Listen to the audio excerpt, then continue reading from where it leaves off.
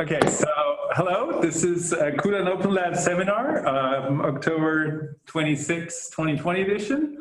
So today we're going to have a lab encounter between the CUDAN Open Lab, which is almost fully present, except for one person will be late and one will cannot make it due to other commitments. And so we'll go around in a second for a little bit like who is who. And then our guests are the Digital Humanities Center of Nanjing University. For those who do not know, Nanjing University is a very old, very prestigious university in a very old, prestigious city, which used to be the capital of China. And it's a rather, so the profile of the university, if I'm correct, please correct me, CJ, is more like Harvard, less than MIT. So it's a more classical kind of humanistic university. And so that's basically, this whole thing has a sort of backstory, which is sort of interesting to know.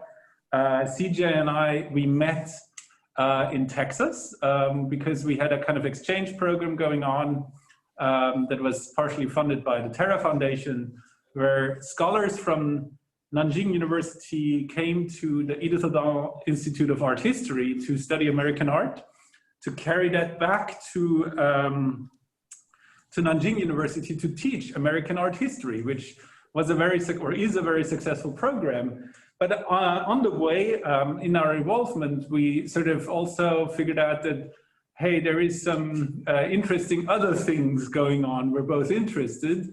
And actually there's Jing, who was another fellow there, which is this nexus of arts and technology, using computation, digital humanities, and so on, where also, if I remember well, Nanjing University has some really high profile kind of joint ventures going on, I think with Imperial College in London. And obviously there's an interesting kind of overlap between what we do, cultural data analytics here at CUDAN, and actually what Nanjing University is doing. And it may be interesting to basically explore, how do you do stuff? How do we do stuff? Where is overlap, and can we do things together in essence? And so with that, I would like to give the word to CJ, who will probably introduce her colleagues. And thank you very much to the colleagues who are ready to speak today. The idea is to have sort of an hour of talk and an hour of discussion, more or less. And at some point we should squeeze in a kind of little round of where everybody says like, hi, my name is Max, I'm an art historian, but I'm also the PI of cultural data analytics, and we use computation and math and physics to understand culture in my case. And so basically to give a little introduction of who is who. Yeah, thank you very much. Thank you, Max. And hello everyone, my name is Chun Jin. You can call me CJ. And yeah, as Max mentioned, we met in Texas, a boring place. And yeah, you have to say. Yeah, and also, but it's good that both of us actually left there. And it's very nice to meet you, everybody here. And I really appreciate this opportunity to have a chance to introduce ourselves and our research works in our university to you guys. And Nanjing University, as Max mentioned, it's very old university, almost how many years? Hey, can you tell me, Wang Tao, how many years? More than 100 as I know, but maybe longer than that. And also we have beautiful campus, and we have a lot of students. We have more than 5,000 undergrad and graduate students. And we have really good engineering and computer science. And also our current president is from a computer science background. So I think he wants to more like MIT, not Harvard. And yeah, so but as I mentioned before, our center has researchers from more than 10 departments. So this time we have 4 people.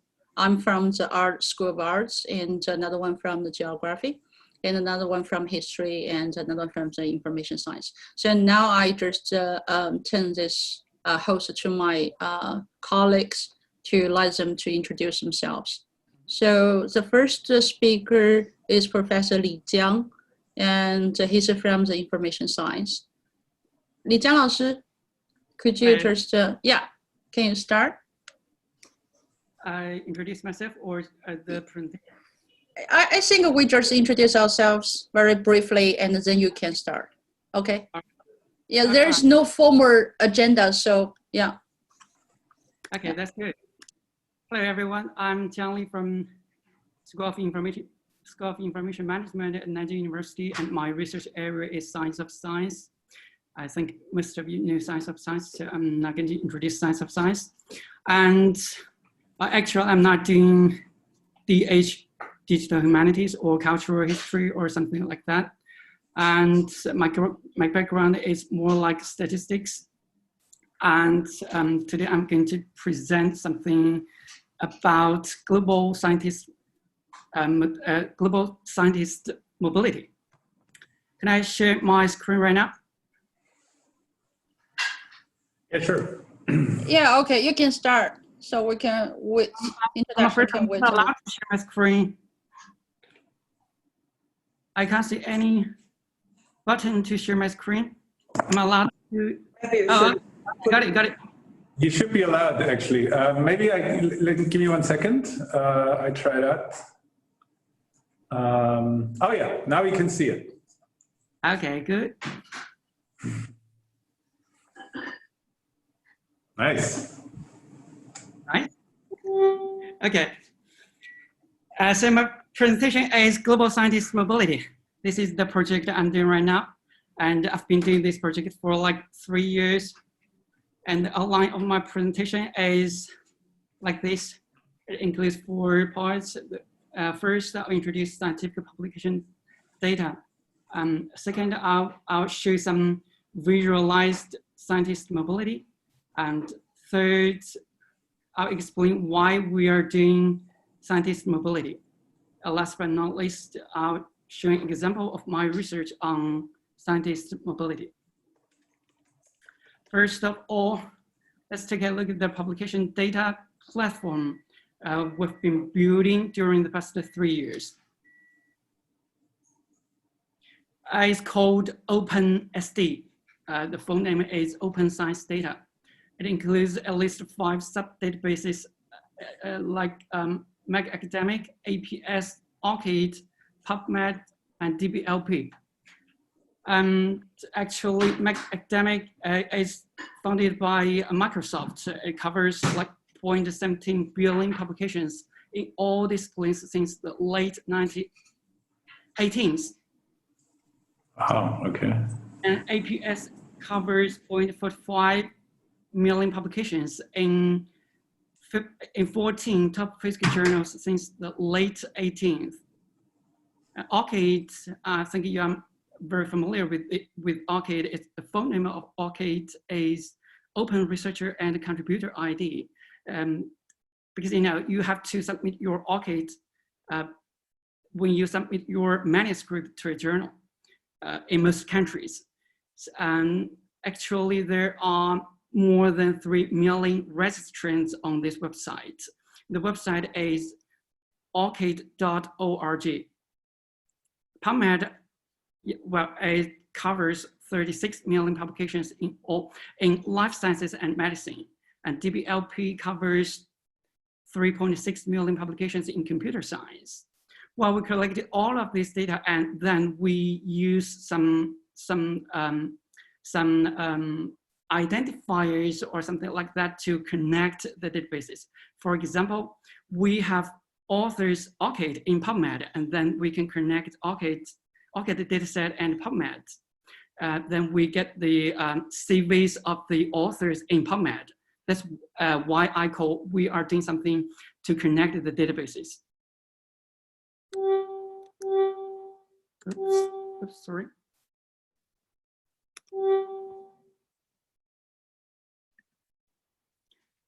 Then I'll show something.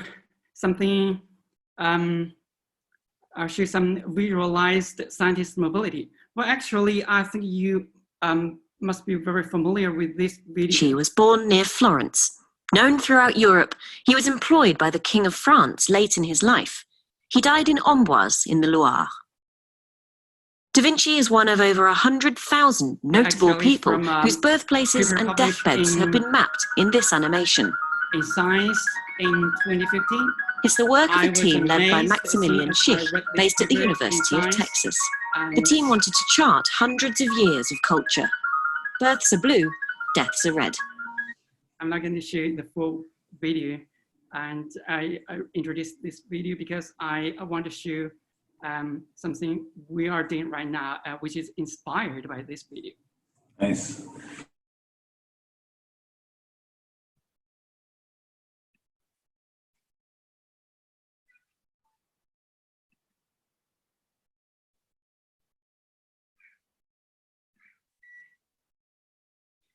Can you see my, can you see the?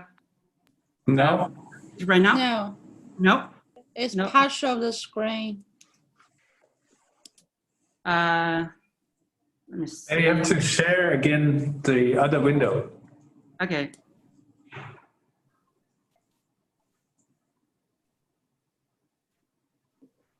Nice. Okay, so right now? Yeah. Good. I'm sorry we don't have an English version of this visualization right now, but we will try to do some English version. Right now you see the Earth is spinning and actually shows the mobility of scientists all over the world. And I don't think you can read the Chinese characters, but you can read the year over here. 1998. Hang on. So this is country to country, right? Yeah, yeah. I want to show the bottom of the web page, but it seems it's hidden.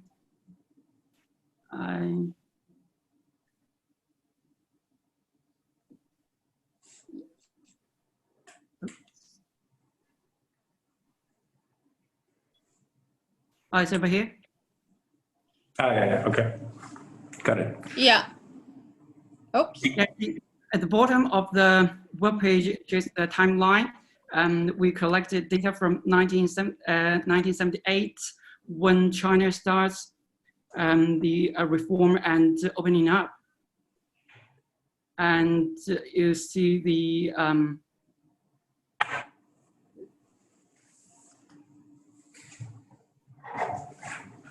spinning Earth, and it shows the mobility of scientists all over the world. And say when I move the mouse, you see the data on the screen, which shows the inflow numbers and outflow numbers of the country. I'm sorry, it's Chinese, but you can see the numbers. Actually, we can click China, and then we go into another web page and shows the more than 30 provinces of China. And you also see the timeline on the bottom is from 1978 to 2017. Well, the orange dots on the web page shows the net outflow of scientists, and the blue dots show the net inflow of scientists in China. And let's take a look at the evolution of scientist mobility in China during the 3 decades.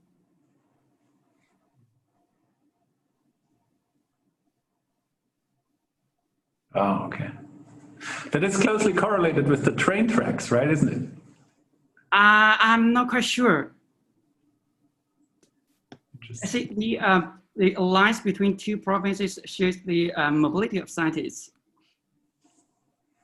I think probably because the universities, most of these big spots, the big city has more, have more universities than other small cities. I guess it correlates to the economy of the provinces. So you see the Beijing, Nanjing, and Hebei areas over here.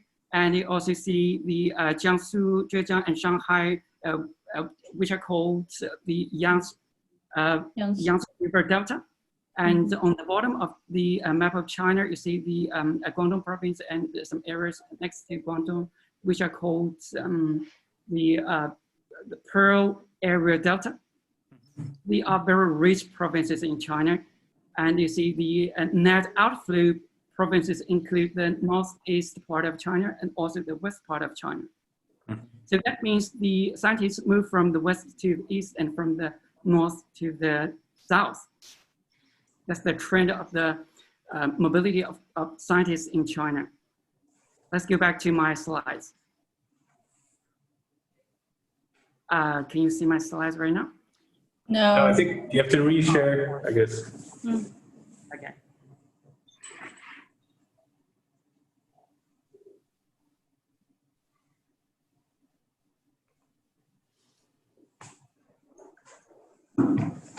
Could you mute us?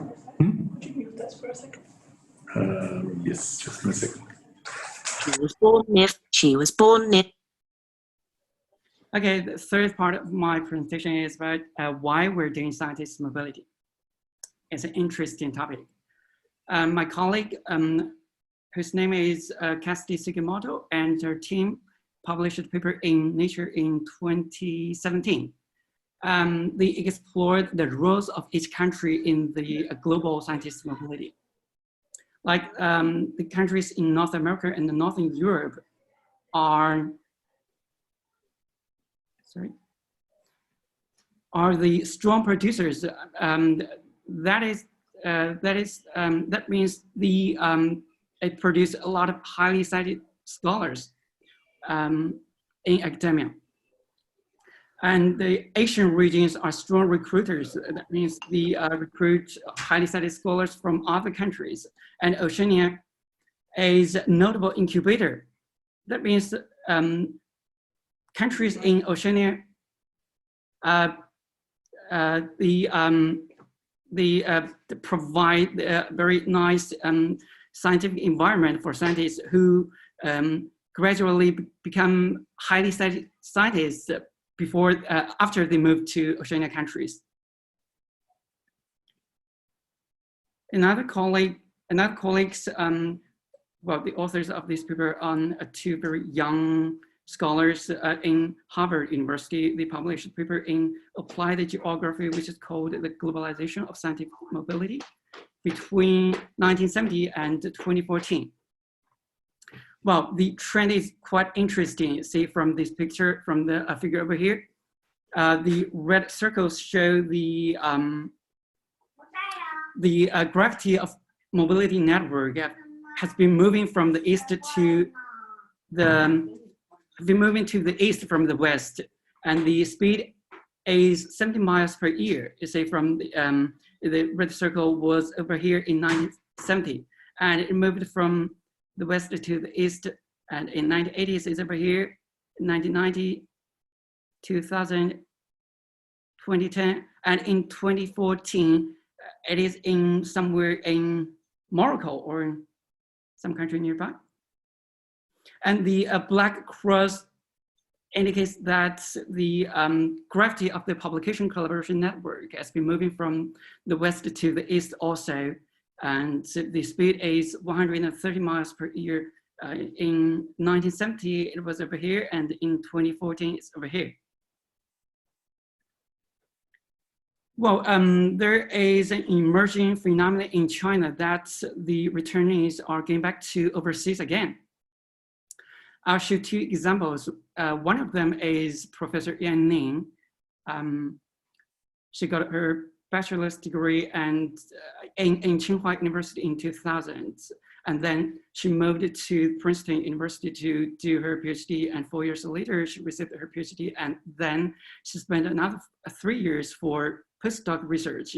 In 2007, she came back to China and worked for Tsinghua University as a full professor. And well, you know, she was the youngest professor at that time. And 10 years later, in 2017, she went back to Princeton University as a Shirley professor, which is one of the top professors in Princeton University. The other example is about Professor Xu Chengyang. He got his bachelor's and master's degree from Peking University in 2002 and 2004 respectively. And then she moved to the United States and received his PhD in Princeton University in 2008. And then he came back to China and worked for Peking University as a full professor in 2012. 5 years later, he returned to the US as a full professor at MIT in 2017. Well, both of them left China in 2017, and you know, it spurred a huge discussion in press, especially in social media. Because you know, Chinese people expect they came back to work for China for a lifetime. They really hope that these superstar scholars can serve the country for a lifetime, and unfortunately, they left China.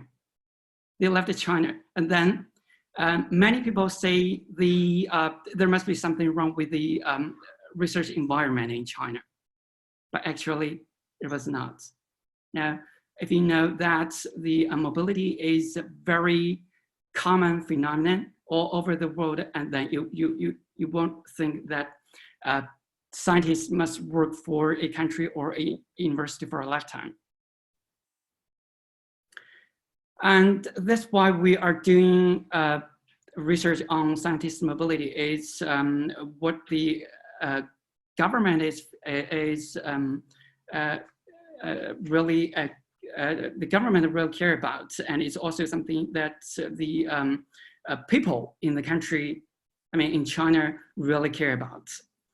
And the last part is an example of my research on scientist mobility. This research was published in Journal of Informetrics, which is one of the top journal in the field of Informetrics.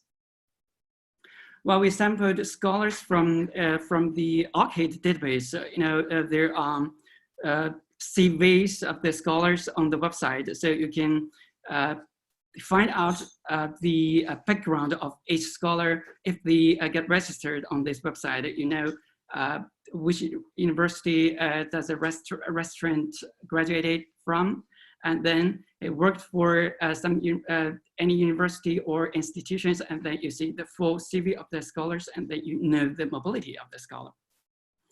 We collected the scholars who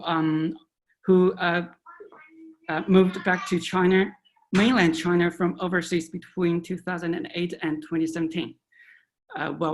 They're recorded in the ORCID dataset, and also they have at least one publication indexed by the Web of Science database, and then we can analyze their productivity.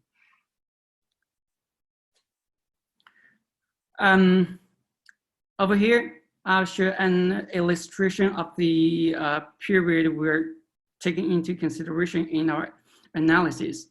Over here, the scholar moved back to China, and before this point, before this year, he worked for a few institutes like A, B, and C, and after that, he worked for and is working for institutes D and E.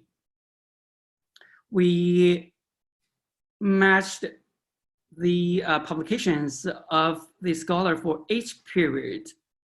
Like over here in each institute, we find their publications, and then we calculate their productivity in each institute.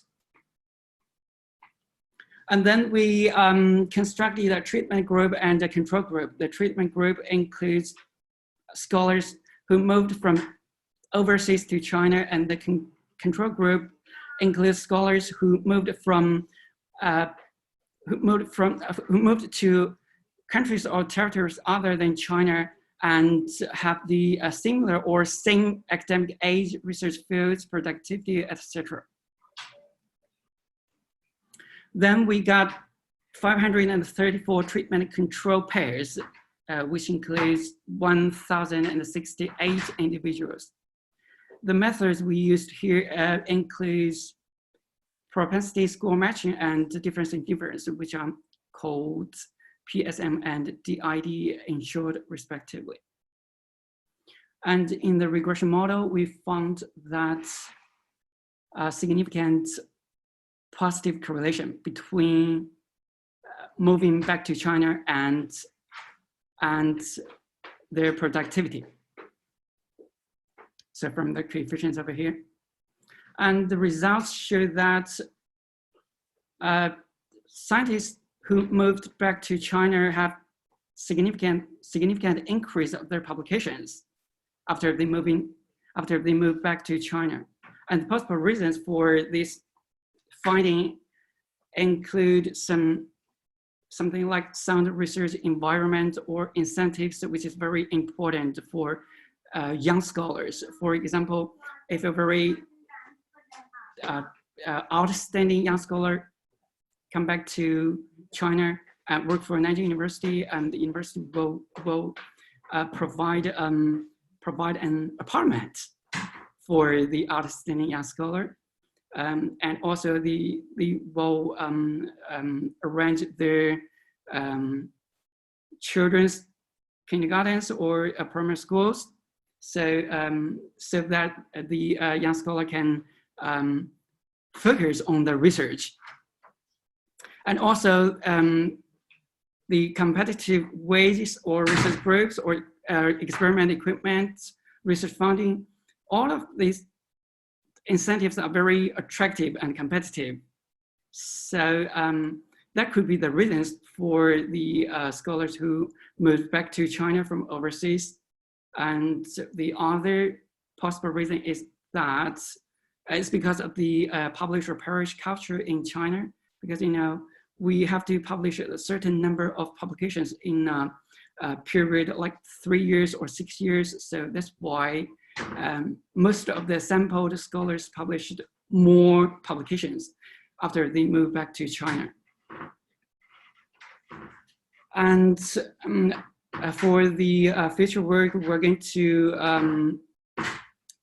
update the OpenSDS data platform with scientific publication data, because in the ORCID dataset, their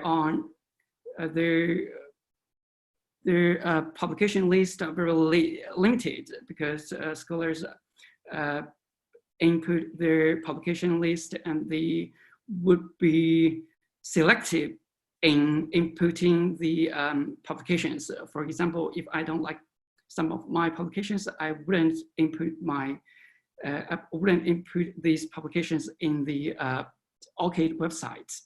So in order to collect the full publication list, we will update the CVs in the ORCID website with the scientific publication data from the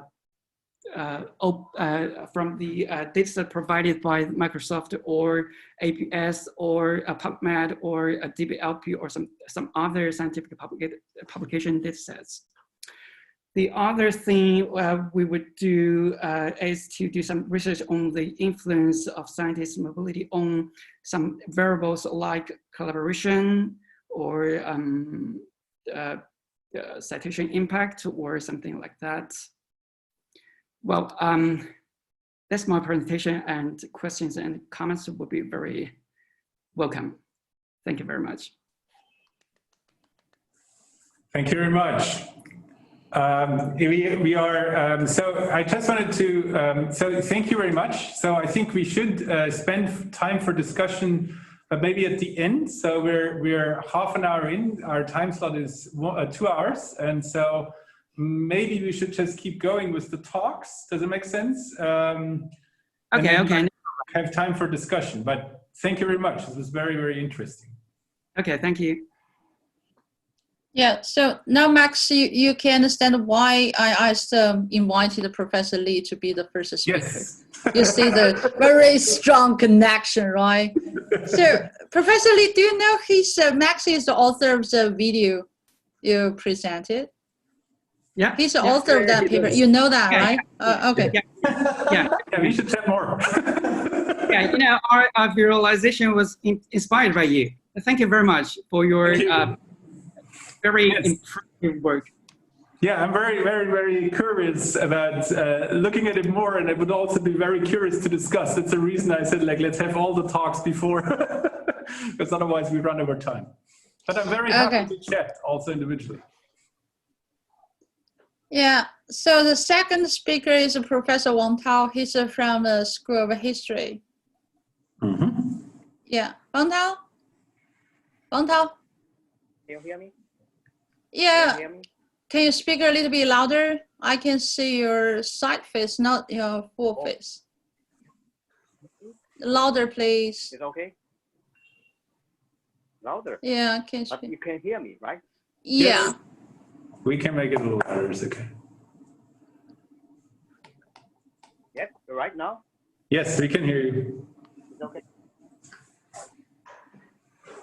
Okay. Okay, thank you for this opportunity to share some of my research in the digital humanities. In fact, I'm not ready to have a, okay, I can share my screen. In fact, I'm not ready to give a presentation about my research because CHEN didn't tell us to present. I just thought it was just a very small talking to share our discussing some very it's not so formal. I think.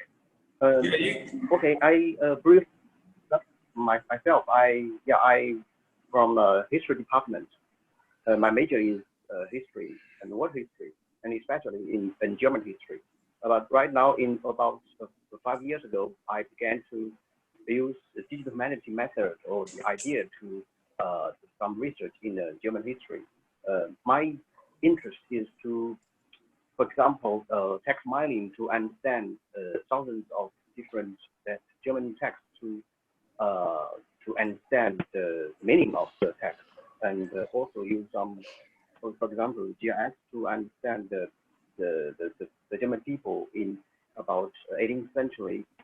Yeah, very similar with Professor Jiang to understand the network between the different people. And in the last 5 or 3 years, my focus is on how to teach my students to use the digital humanities in their study and in their research. So about 2016, yeah, I can give you a PowerPoint. I can share my screen. Nice.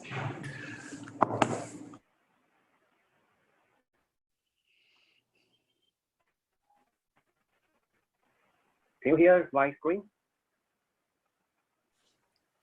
Can you Yeah, hear me? we can see Okay. that. Yeah.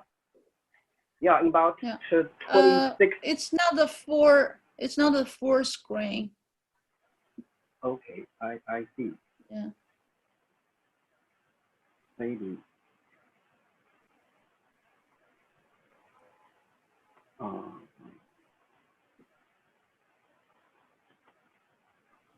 There's two options. One is either you disconnect your external screen, or the other thing you could do is basically just show the picture without the slideshow, where we can see it larger than if you enter the presentation mode. Like what you've just shown on the screen is okay, so you can talk about the slide like this, I guess. Mm-hmm. Maybe this one. Oh, okay. Okay, I try later. Yeah, in fact.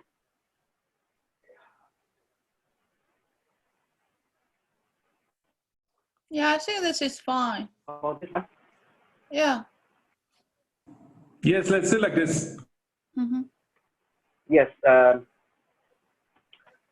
about 2016, I began a course about digital history for my students in history department.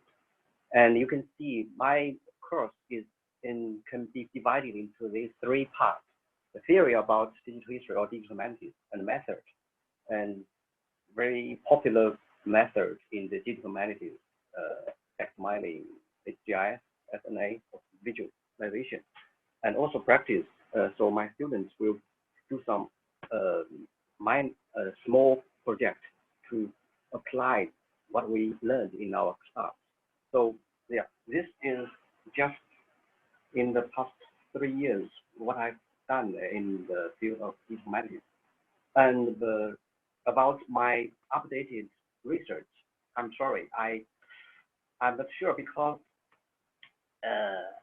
yeah, maybe CJ knows that I'm very busy about other things, so I have not so much time to do new research in my in the field of Humanities. Yeah, so this time I can only have to I bring my ears to this conference to listen to or to learn from the colleagues from the university. Yeah. Thank you very much. Maybe you can talk a little bit about like, this seems like a very natural kind of embedding of quantitative methods, computational linguistics methods, social network analysis methods into history kind of curriculum.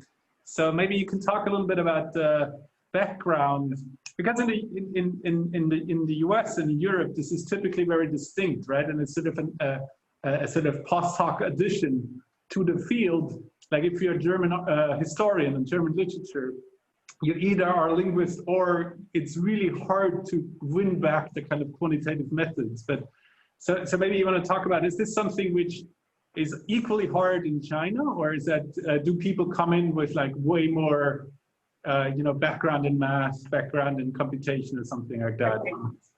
Some of the theory may be very similar, but the Chinese, the language is different from, for example, English or German. So maybe the algorithm may be the same, but we have to, for example, do some more work about segmentation, something like that. So it's different. But my course is about work history. So my students will do, for example, NLP, mostly in German or in English. So maybe much more easier when do it. Yeah. Interesting. Okay, yeah, thank you very much. So I should basically say yes. So we left the format open, like very unconsciously. So don't feel bad for not preparing a more formal slide presentation. So the important thing is that we get an idea of like sort of what each of us, like, you know, in this case, what you are doing in a sense, so we have a basis for discussion, if that makes sense. Okay. So we can continue with the next talk if that's more comfortable for you.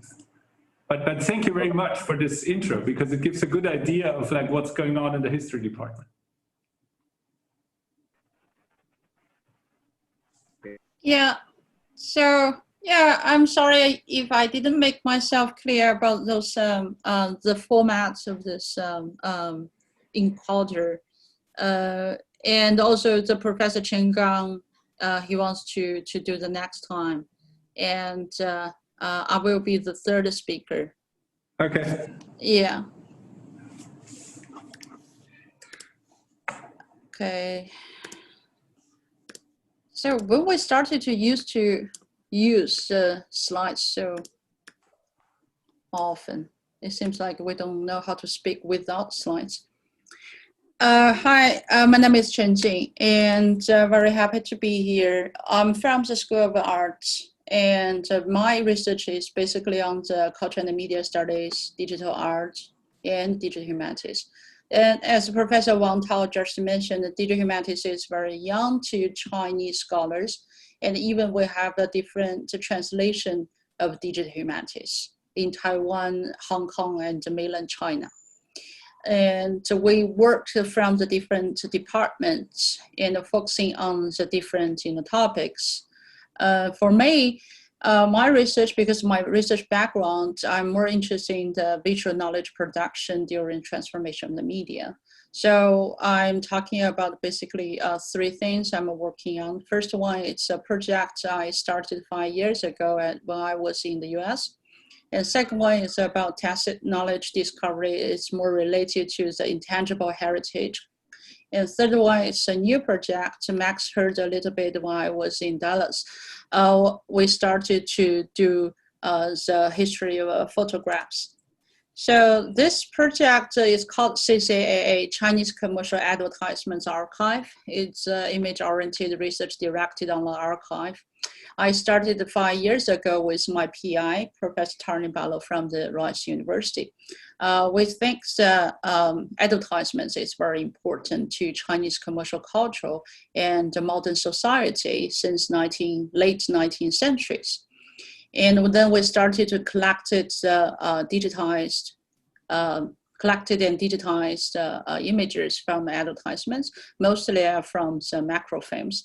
Including 5 newspapers, Shenbao based in Shanghai, Dagongbao based in Tianjin, and Shenjing Shibao in Shenyang, Hankou in Hankou, Hankou Times in Hankou, and Yuehua Bao from the Guangdong province.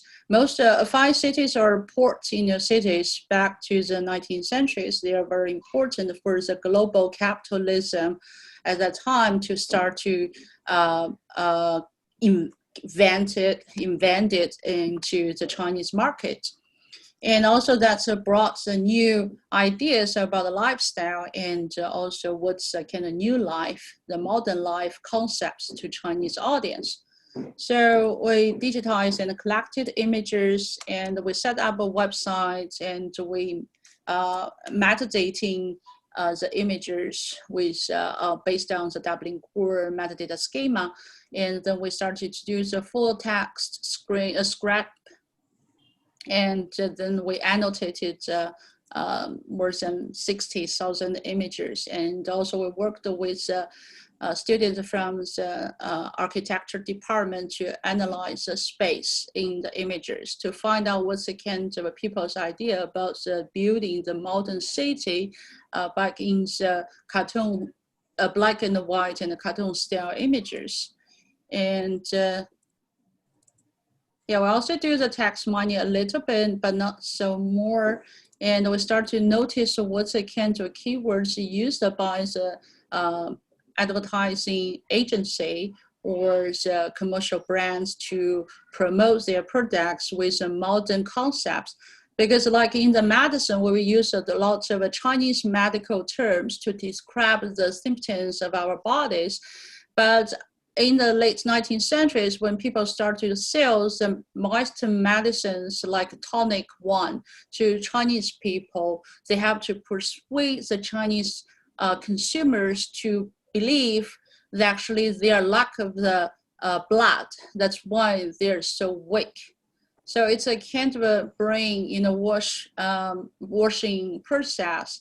And they also use a lot of strategy in advertising products.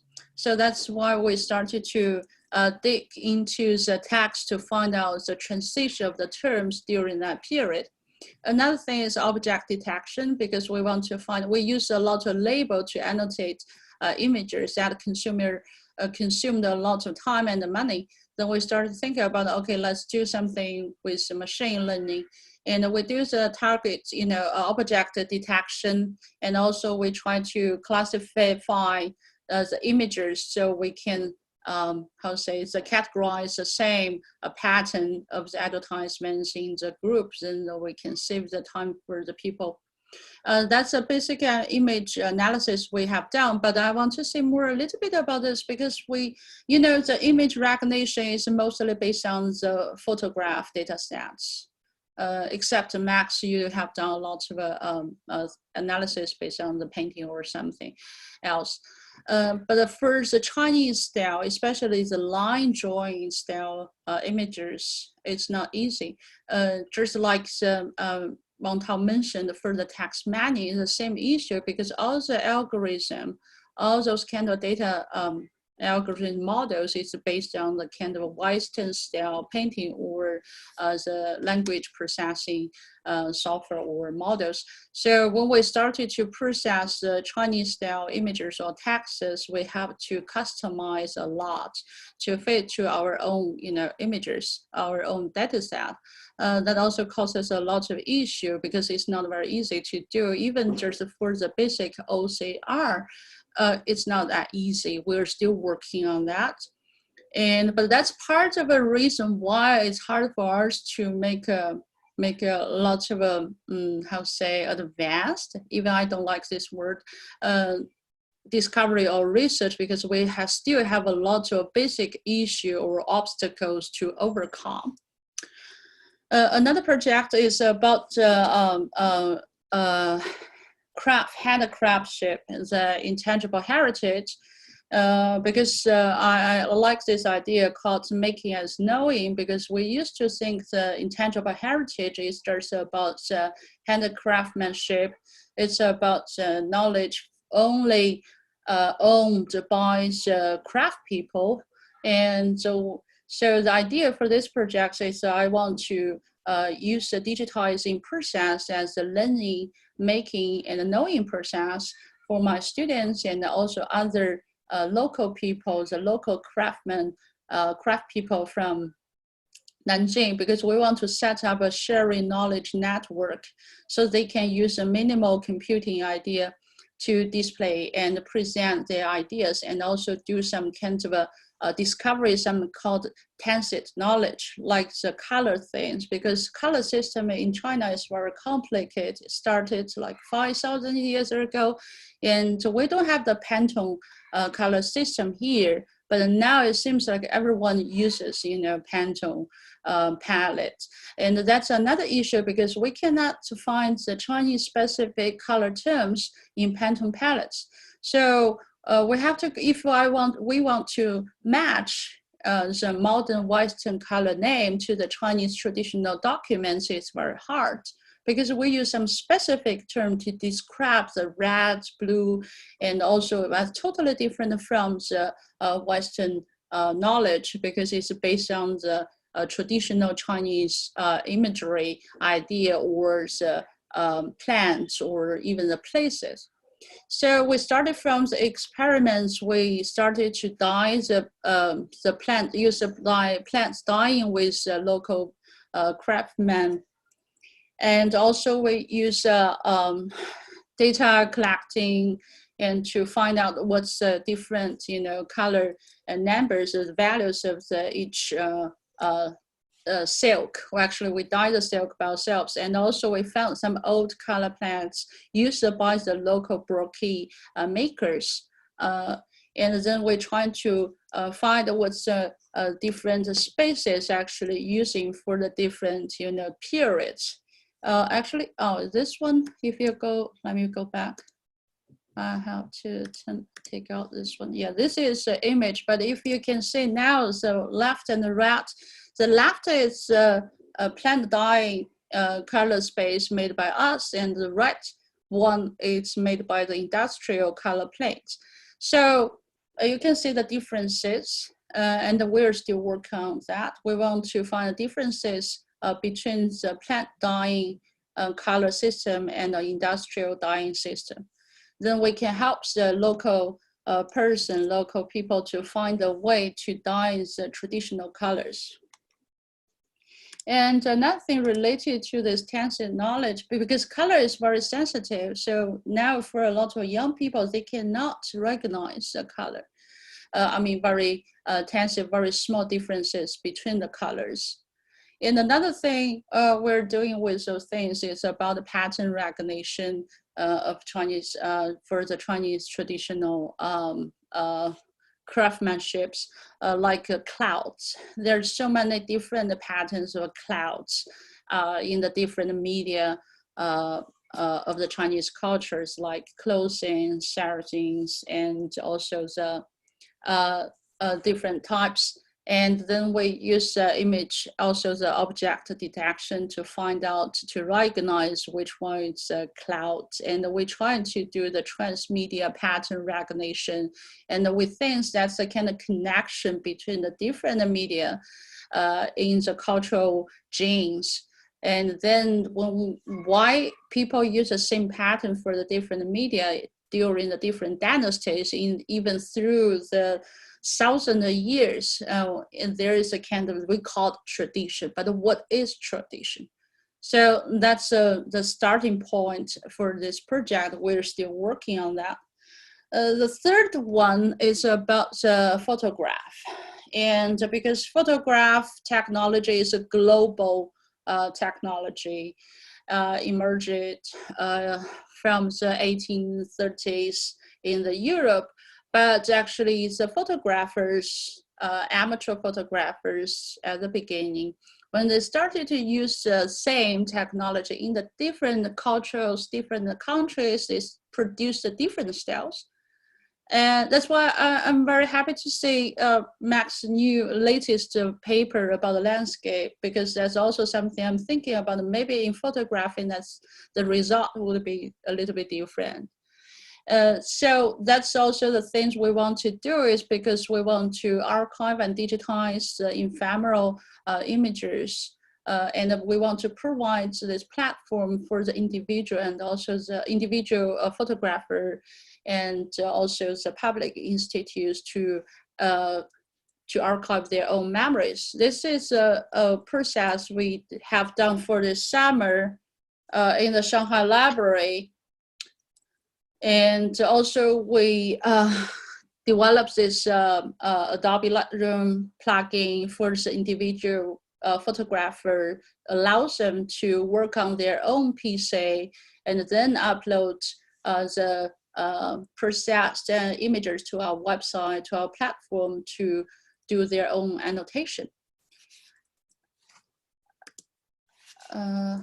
Okay, so this is interface. The left corner is a map we use for the data visualization, and then we use, now we're using the Google AI to detect some text to annotate, automatically tagging images with Google AI text. And also we developed a metadata schema also for the individual photographer to record their own data, because that's all the memory only node by themselves. I think that's all. Thank you.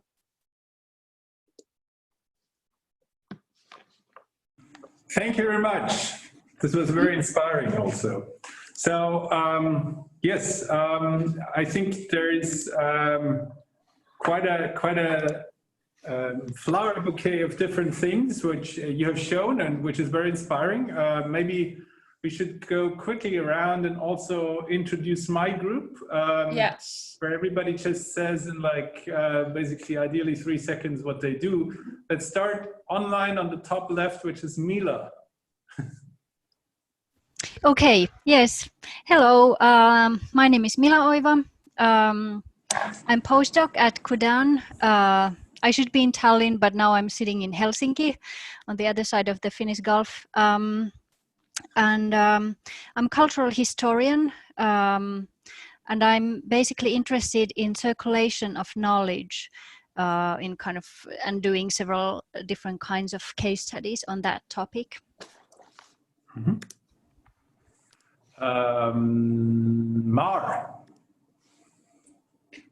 Mark Canet, can you speak up? Yeah, your mic is off, yes. Yeah, hi. I am Mar, and I am actually I'm an artist, practicing artist, and I do my practice-based PhD on latent space navigation and exploration. I just started last September, and yeah, I'm exploring the latent space on new ways of algorithms can navigate, and how I can display interactive pieces, and how I can research on the topic. Including clouds. Including a lot of clouds, yes. So we should and EGG also. Recently, I started to research on EGG and brain data interrogating as an interface for the latent space navigation. Thank you very much.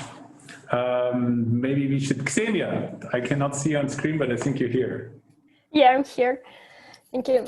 My name is Ksenia, and I am postdoc at the CUDAN, as Mila, and I am computer scientist, and currently I'm working on social media analysis, mostly on Instagram, and I try to know how people interact with museums and other cultural places through Instagram.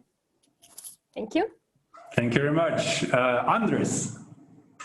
Well, I'm Andres. I'm a computational linguist, so I work with large corpora, but also experiments to study how languages change over time. And I'm currently a visiting fellow at CUDAN, but soon to be a senior fellow, I guess.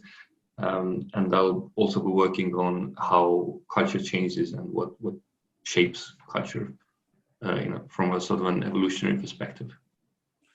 Nice. Thank you very much. So Hanna is online too, so maybe you want to also introduce yourself. Yes, hi, I'm Hanna. I'm a PhD student and I do media studies track. And my research focus is how different types of data is and could be used in legacy media organizations. Thank you very much. Then we're switching to the other side of the window, which is Mark. Hello, I'm Mark. My background is semiotics, and currently I'm studying the cultural other. Sorry, because you guys are wearing masks, I don't know which one is speaking. Yeah, thank you. Fine. So I'm Mark. So my background is semiotics, and I'm in the beginning of my PhD studies here. So I will study the how cultural other is represented, and this will be probably done by natural language processing approaches and on big corpus of data. Thank you very much. We just go so to make it easier for you off-site, we just go around one after the other. So the next one is Antonina. Yeah, it's me. My name is Antonina, and I came from an art world from St. Petersburg. So my first degree, I graduated as a set designer. Then I studied education technology, and right now in CUDAN, I'm looking for a way how to combine art education, technology, and cultural data, and create some kind of a new innovational art school. Thank you very much. And then there's Tilman. Hello, I'm Tilman Ohm. I'm a trained artist and I focus on algorithmic art curation and exhibition making using knowledge graphs. Nice. Oh, that's me. Hello, my name is Jiang. I'm in Humanities here doing my PhD. My background is in human-computer interaction. Now I'm also interested in online dating and affordances of online dating platforms, and also self-representation online, as well as usage of non-dating specific platforms like TikTok, for example, for dating purposes. Thank you very much. Hi, my name is Verina Jamaitita. I'm one of the postdoctoral fellows here at CUDAN. I mostly work in cinema studies, computational cinema, looking at the circulation of movies around the world. And currently I've been also looking at production relationships in cinema, specifically with a focus on gender. Nice, thank you very much. Oh, and now Daniel joined. So Daniel, we are in the phase of introducing ourselves. So maybe you want to talk a little bit like what you're doing. So we had like this issue with the change from summertime to wintertime, which sort of confused all of us. So that's the reason that some of our fellows could only join late. So yeah, maybe Daniel, you want to talk a little bit about what you're doing. Hello? It's frozen. Oh, he's frozen, yeah. Let me see. It's frozen by the summertime. Nice. Hi, Daniel. Can you hear me? We can hear you, yes. Yes. Hi, yeah, I think my video might be not great, so I'll turn it off, so at least you can listen to me. You can hear me. Okay, so I'm sorry, I'm just coming in. So I am also part of CUDAN. My background is in film mostly, and I was trained as a designer and then in film, and I do my work is mainly around machine vision and machine seeing film and large collections of audiovisual material in film and TV. I think that would be a good way to just say it in short. And you look at really large collections such as the BBC archive, in essence, right? That is true. Yes, yes. Very large collections of film and TV. So the BBC archive, I think, is about 700,000 hours of television, and then similar type of distant viewing sort of frameworks for analysis of audiovisual material. And visual culture more generally, but my focus is on audiovisual. Okay, so thank you very much. We basically are about halfway in, so we have plenty of time for discussion if you like. And so basically, hello? It's Daniel, I think. Oh. Yeah, we're gonna switch off the cookies. No, okay. Okay. Yes. So, how should we start? Should we dive into particular topics, or should we discuss the talks as such? So, who has questions regarding one of the talks or ideas and stuff like that? Yes, Mila. Yeah, maybe I can start, because I had this. Well, I enjoyed all the talks. You know, you are doing fascinating work, and it was really interesting to hear what you guys are doing, because I think there are a lot of interconnections with what we are doing, and so. But I had actually a question to Jiang. I think this is very interesting work, and I was just wondering, like, have you thought of looking, in addition to this kind of like this movement, also the contents of the publications, or comparing the movement to the content of the publications? Because I think this is well, myself, I have been working a little bit with how the situation and situatedness affects the scholarly practices, and I think that this your case would be very interesting. You know, there might be a really interesting addition to that, if you would look at the kind of like how the location and situatedness affects also to the contents, or if you think about like people are nowadays interested in innovativeness or kind of like new elements. So kind of like looking at this in addition to the movement, also to kind of like how does the movement influence to the publications and their progression over time? Thank you. Great, thank you, Mila. That's very inspiring comments. Well, actually, I've got at least two very inspiring points from your comments. One of them is the influence of scientist mobility on like innovation of the publications, right? Well, actually, we have done some research on this topic, and we presented a short paper in the ACEST conference, which is one of the well-known conferences in our field. And the result is that scientists have been more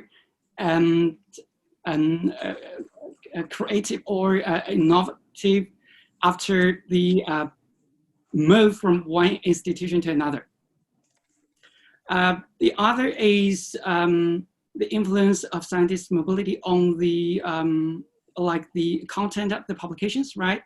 So I think the terminology over here is research topic switching. Is that what you're talking about? Well, good. That's a very good idea. Actually, one of my colleagues is doing this project about the research topic switching after mobility. That's very interesting. Actually, it's published a paper in Nature Communications, but it's a very well-known journal in the world. So yeah, that's very good idea. Thank you. Thank you very much. This is actually great. I would like to have a follow-up question. Actually, one of the key issues about this, about a original birth-death paper, was that there is exactly this difference, that people seem to be randomly born all over the place, and then they go to the place that is interesting for them. And it seems like that if you can actually make that case, that people after the move are more creative and produce more stuff, that they actually tend to move into environments that are more beneficial to sort of their own cause, in essence, right? And that obviously begs the question, is there a kind of hierarchy of something like that going on? So what are the, where the so-called genius loci, as they called it, like, is there places that lend themselves to be more creative systematically beyond just like people moving to a more fitting place, which may be, place A may be more fitting for somebody from location B and the other way around. But then the key question is there places that are generally more fitting for more people? And then obviously this would be a model for many other places to follow up, right? Like particularly in areas like Germany, Northern Italy, China, Northern India, where there is this competition between sort of equally sized cities going on. This is probably something every mayor wants to know. So do you find a kind of not only on a scientist level, but also on a location level, some systematic differences in essence? Well, actually, I think yeah, that's a very good question. Actually, find somewhere that is very fitting for scientists is Nordic countries. Mm-hmm. Well, actually, I don't really know why. I've never been to any one of the Nordic countries, but in our data set, it's very outstanding for scientists to move in. And we haven't explored the reasons after the beyond the phenomenon, but it's a very good question to be addressed. Okay. I think there's some people posting in the chat. Oh, yeah, okay. Okay, somebody says there's somebody posting in the chat, so let's say this also. Okay. Oh, yeah, so we got guests from outside. I typically do this every week. So thank you, Nikita, for being part of this again. So thank you very much for introducing yourself. And so, yeah, that's great. So keep it going on the chat. But you're also welcome to speak up, of course.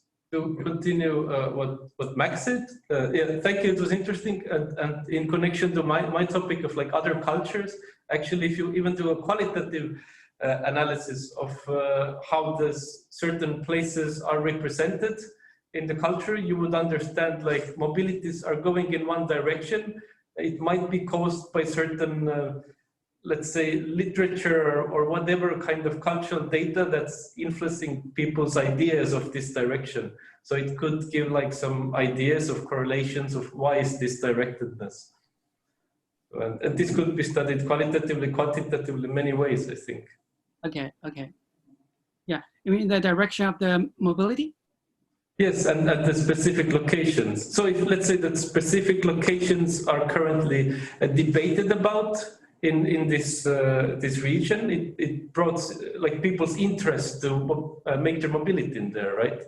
So this is connected to the idea of how is this other place and culture represented. Yeah, one of the more general conclusion we found from the data set is that the phenomenon which is called brain circulation.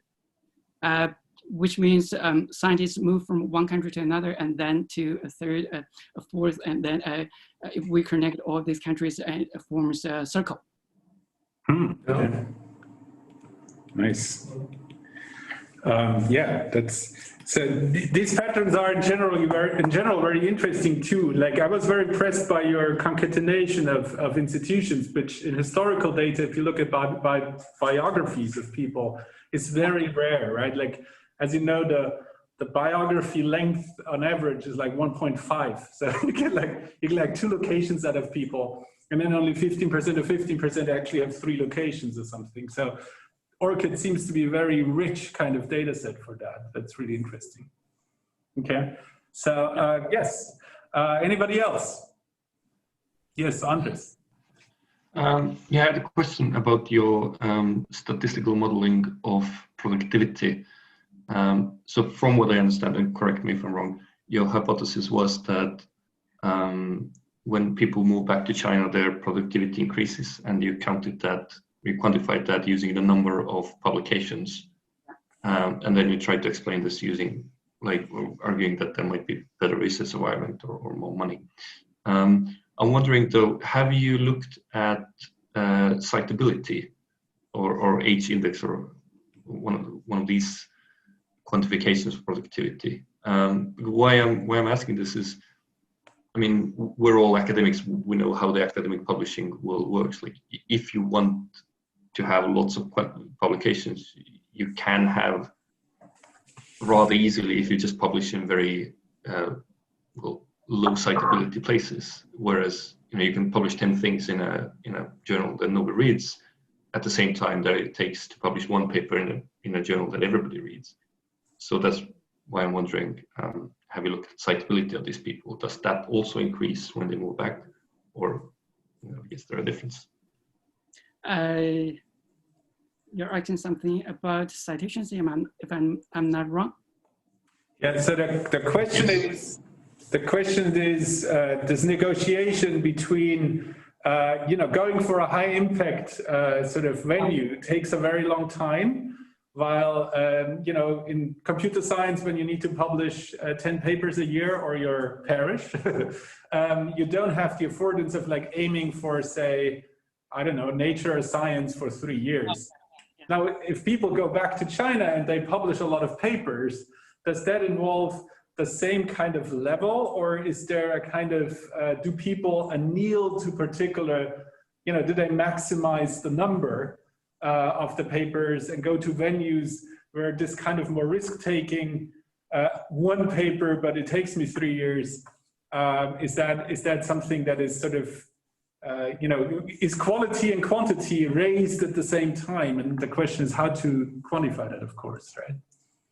Well, the answer to, and if it's just me to reject, the answer to how to quantify quality is citability. I mean, does anybody care about the things you publish? Yeah, that's a very good point. So actually, we look into the journals where they published. We look into journals like Nature, Science, PNAS, and Cell, the 4 well-known journals in the world, and the result is that the number of publications in any one of the top journals decreased after they moved back to China. Okay, cool. Yeah, that's the result. Well, actually, I didn't show this result in my slides because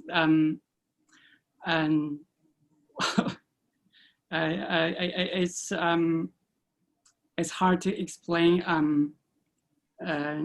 in China, because maybe I can give some speculation about these results.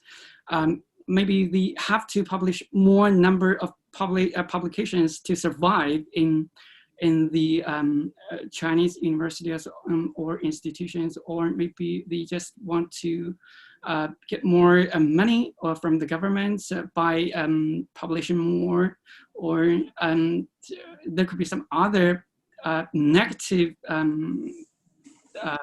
explanations about this phenomenon, which I didn't put in the paper I published in Journal of Informetrics. So it could be quite negative. So yeah. But since you mentioned specific journals like PNAS and so on, did you also control for the sort of type of journal? So I mean, there are also these paid to publish journals which are, I mean, not, I wouldn't call them quite academic, but people do publish in them.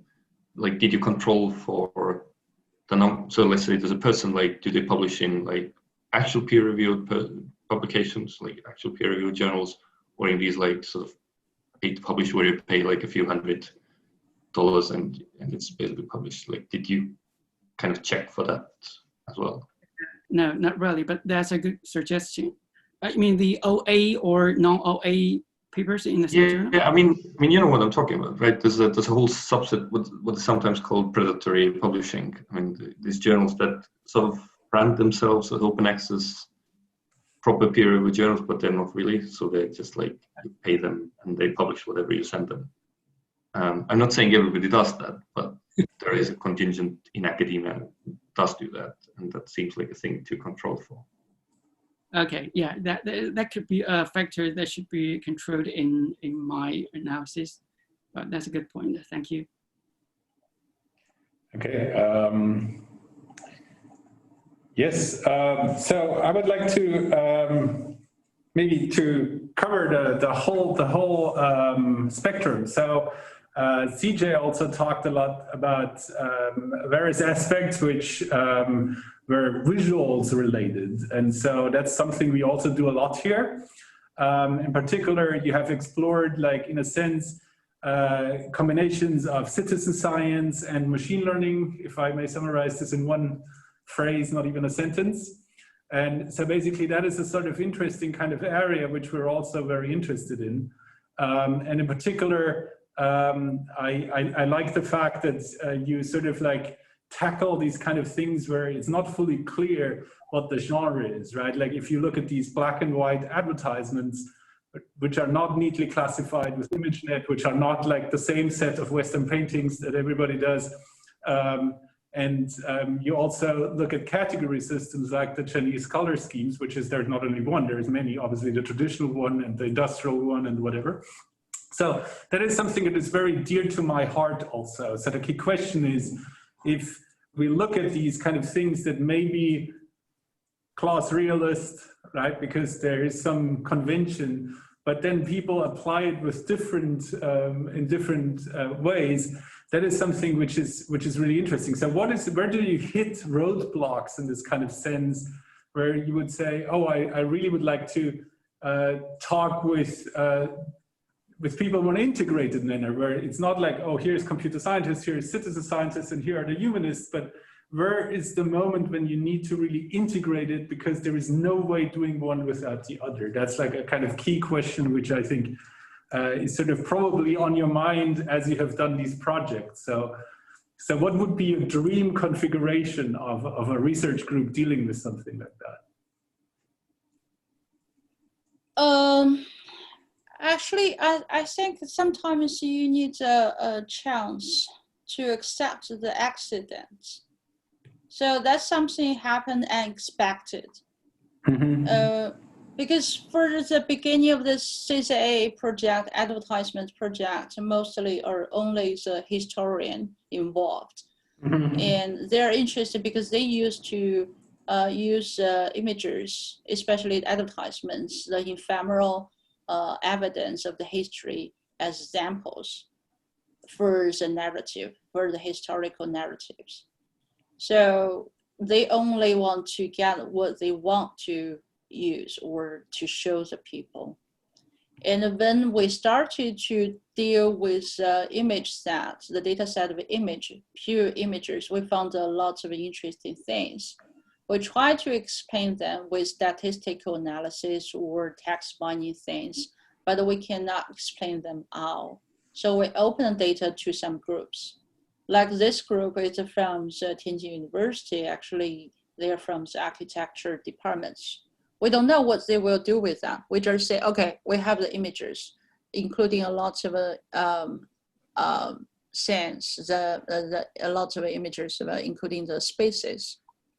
So the teacher there actually opened this data set to their students, undergrad students, and asked them, okay, check on that and to see what you can do. Actually, students found the topics, not us. We didn't assign them the topics. We just gave them the data set images. And this one case is done by undergrad students. And another one actually is dealing with spaces of gender. Because in the modern China period, the women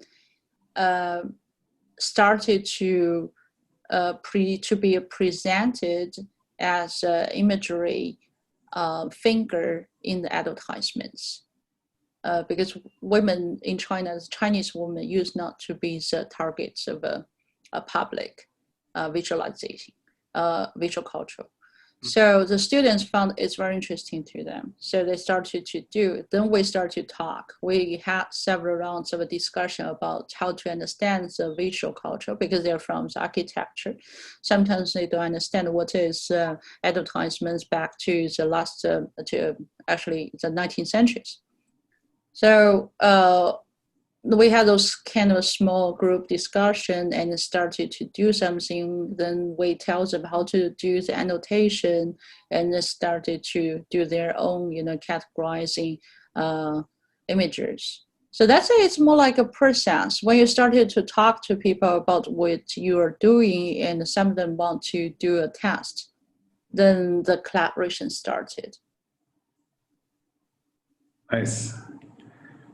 That is a really interesting kind of notion, I think, because it's in essence recapitulating something that could be done systematically, but often happens that way. Even in large projects, like the key innovations are done exactly in this kind of serendipitous way, as the data is thrown away for the main purpose, right? So I got a lot of mileage out of looking at data sets that people thought were finished for their purpose. And I think that's really interesting. Yeah. Okay. Yeah, exactly. Yes. Anybody else? Yes, Mila again. Yes, I'm sorry. I don't want to take anybody else's kind of slot here, but if there is room, and if you allow me to ask another question. So I was really curious about Wang Tao's presentation as well, because obviously I'm historian, and I think it's really interesting to learn how digital history is taught in China. And well, based on my knowledge on kind of teaching digital history in the Nordic countries, it seems that it's kind of it's taught in very similar ways. I think that in addition to looking at theory and method, practice is also very crucial. And that's what we do also here. I was just kind of curious to know more about kind of your own research or the research done by your students. So do you mostly focus on kind of using the natural language processing or text, or do you use also some other kind of what are the kind of the main things that you and your kind of students are doing? It would be interesting to hear a little bit more, if possible. Okay. Yeah. Wang Tao, are you still here? Maybe he had to go. Maybe I can ask this question later him if he appears. Okay, can you hear me? Yeah, he's back. Yes. Okay. Thank you, Miller. I understand your question, and in fact, I know it's very difficult for an historian to use, for example, the Humanities method to do their research. For me, I have learned a lot the tools or the method to understand the theory or the background about behind the tools, behind the method. Mostly because I'm a historian, I think the text may be very important. So for my research and NLP, the text mining may be very, very important. About 2 or 3 years ago, I have used the top modeling to understand the thousands of millions of German texts and to try to figure out different topics in the 18th century. And so we can understand what the people are talking about, or what the Enlightenment and these thinkers are talking about. So, for example, we can understand that the religion is a very important topic at that time. It's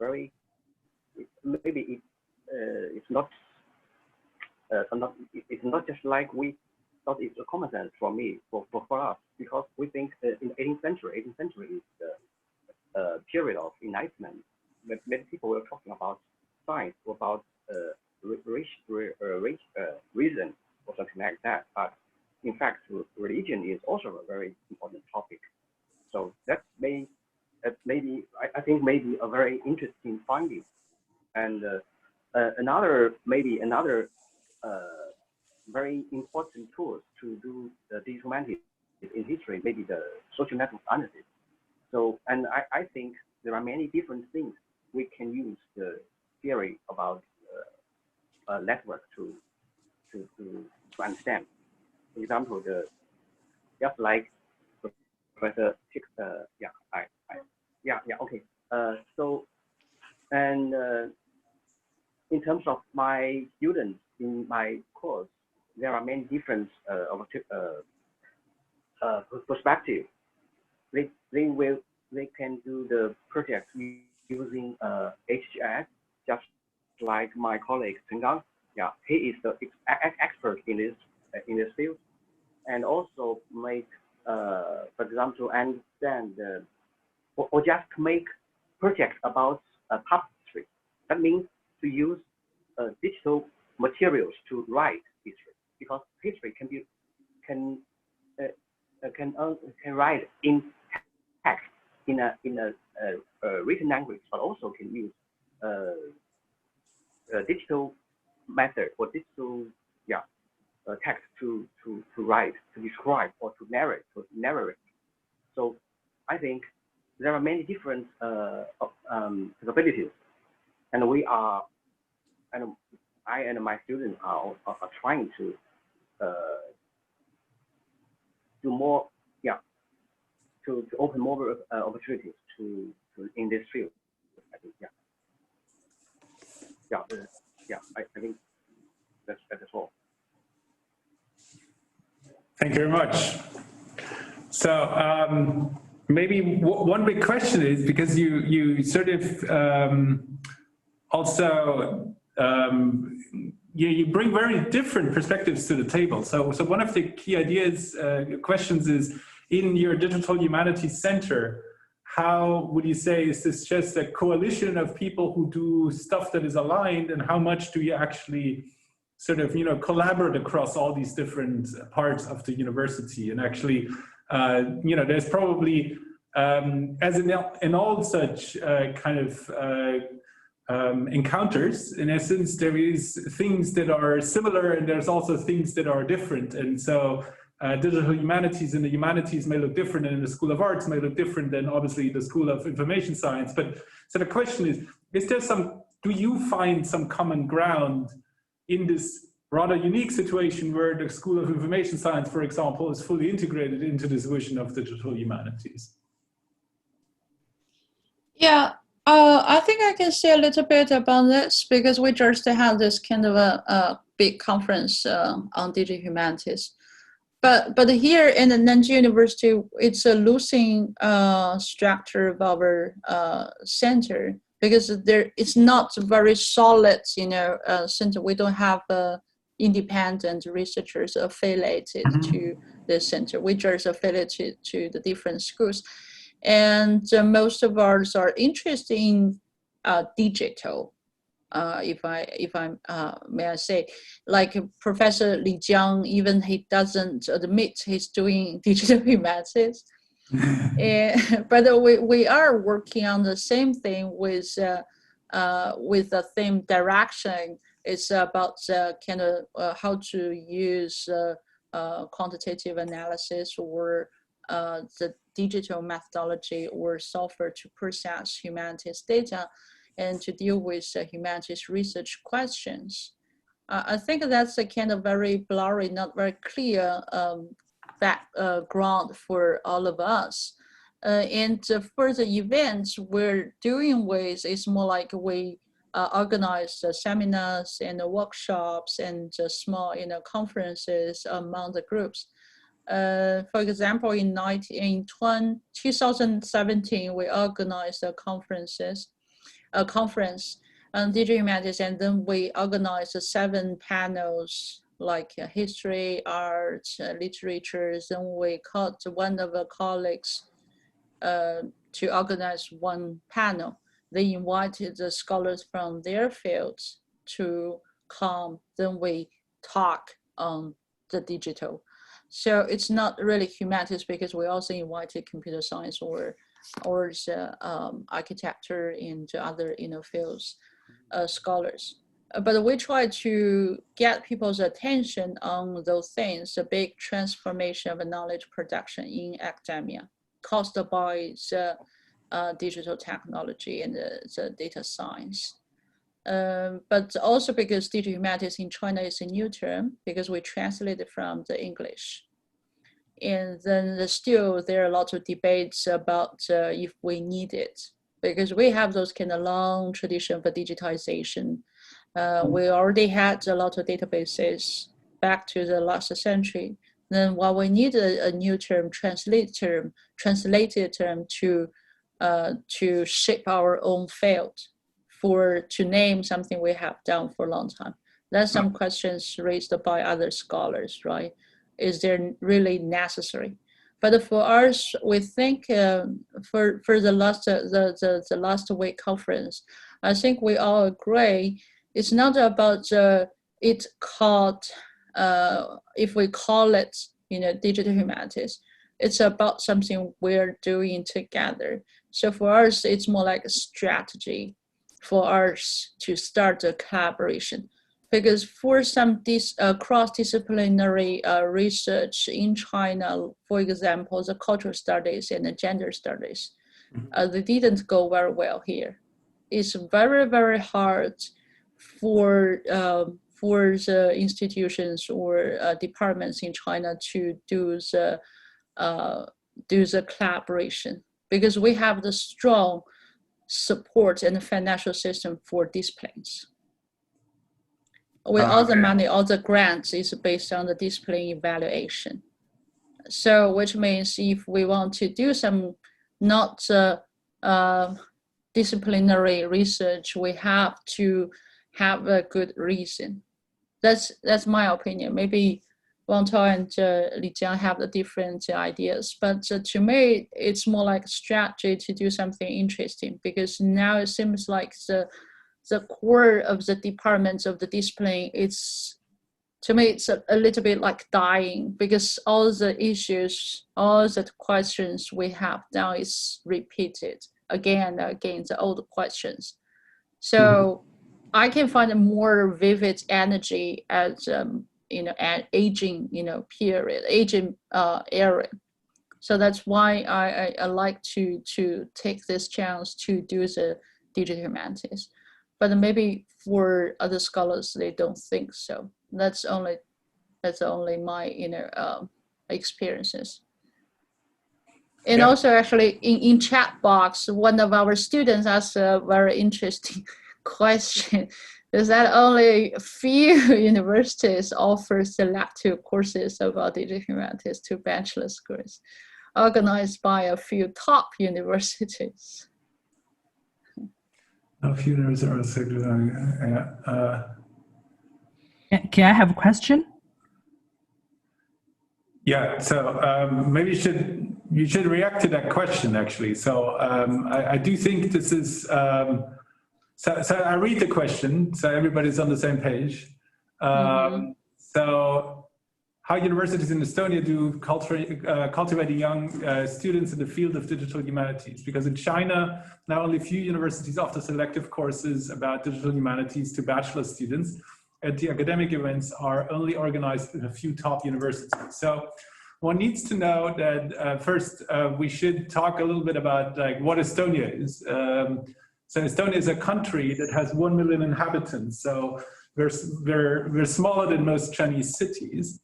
And as such, it has 3 universities, which is University of Tartu, which is the older one, Tallinn University, which is us, and Tallinn Technical University. So Tallinn is the capital. And so the interesting thing is the system is very small, and obviously as such, we're part of the international system, part of the European system. And I think we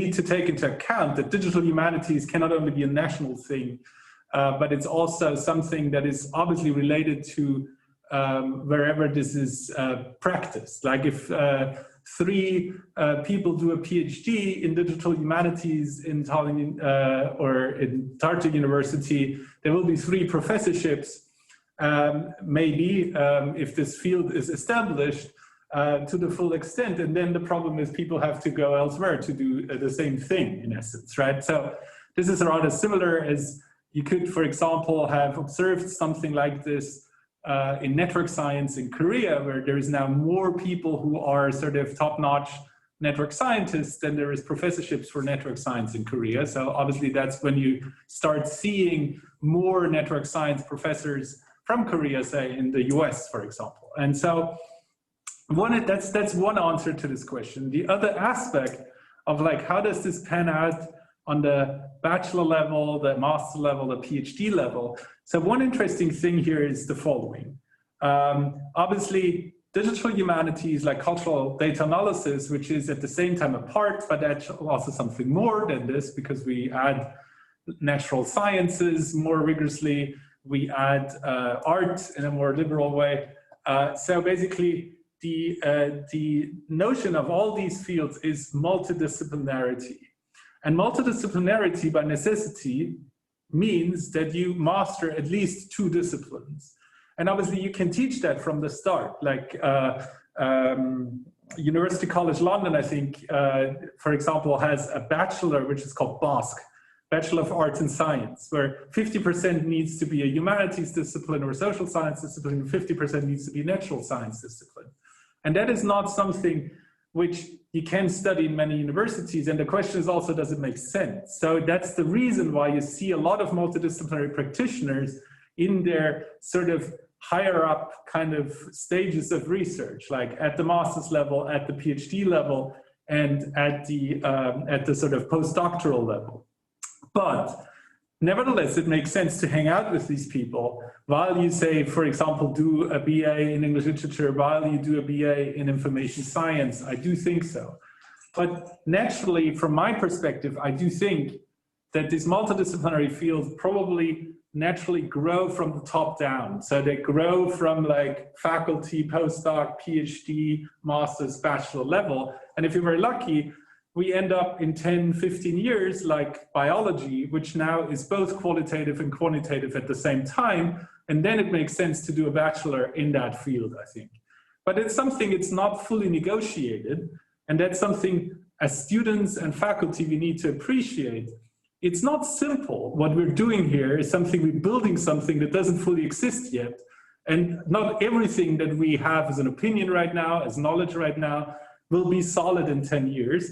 But it is a wild ride. We are actually exploring a new landscape. And this is also why it's so important to have these conversations across disciplines, across countries, across even world regions, because we're basically encountering very, very similar problems, but we may have parts of the solutions, right? As CJ just pointed out, this kind of like tradition of cataloging.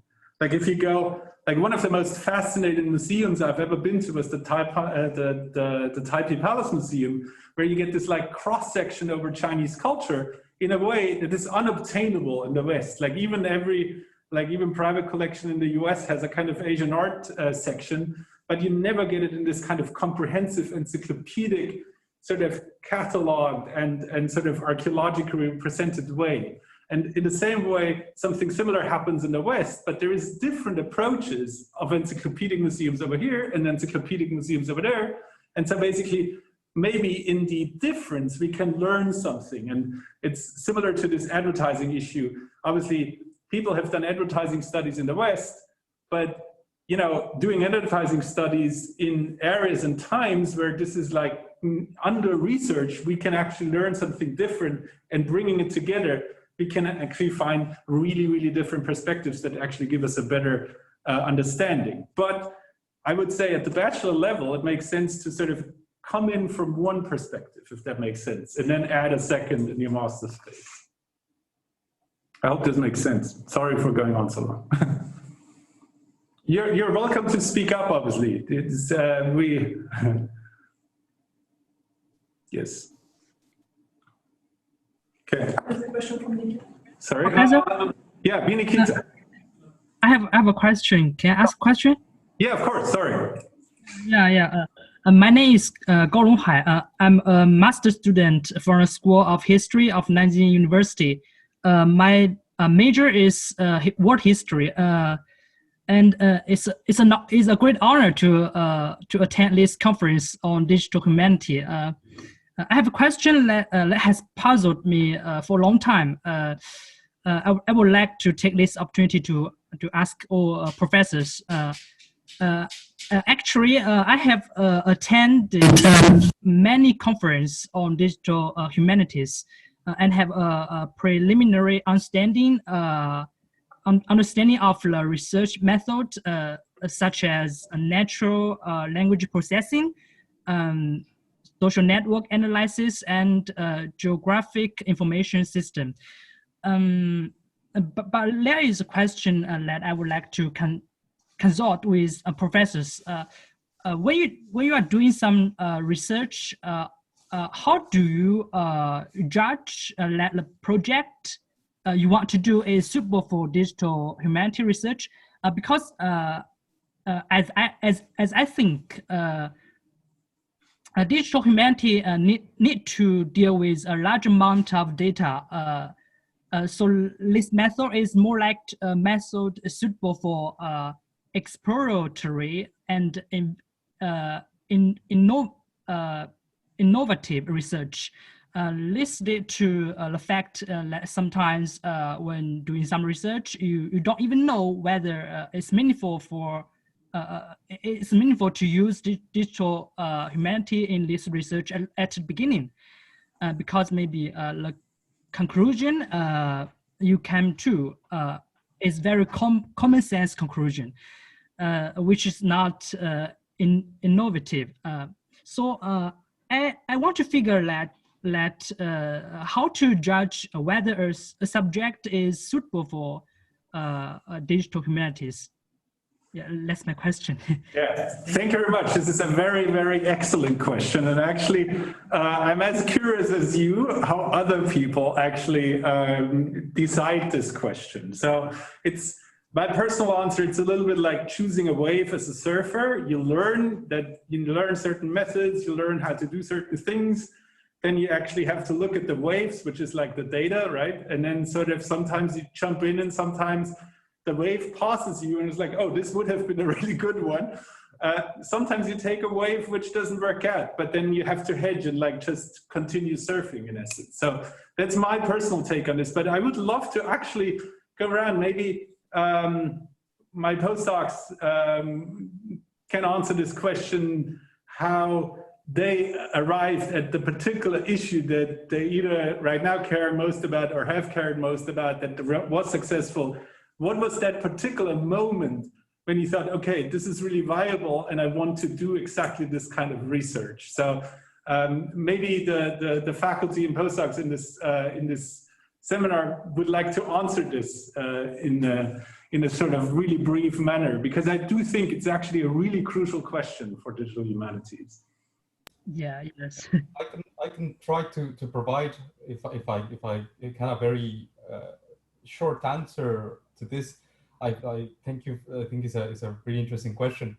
I can from in my own experience. So my PhD is in a department of digital humanities, but I also tend to think that it's more of a nom de guerre, if you want, like a term we use in many cases to justify doing research that other departments find a bit not easy to countenance in their own disciplinary fields. No, so in my experience, I ended up at that department because it allowed me to do what I wanted to do, and this is not always the case when you're in a more strict kind of discipline-oriented department where you can only do science, or where you can only do history, or you can only do mathematics and so on.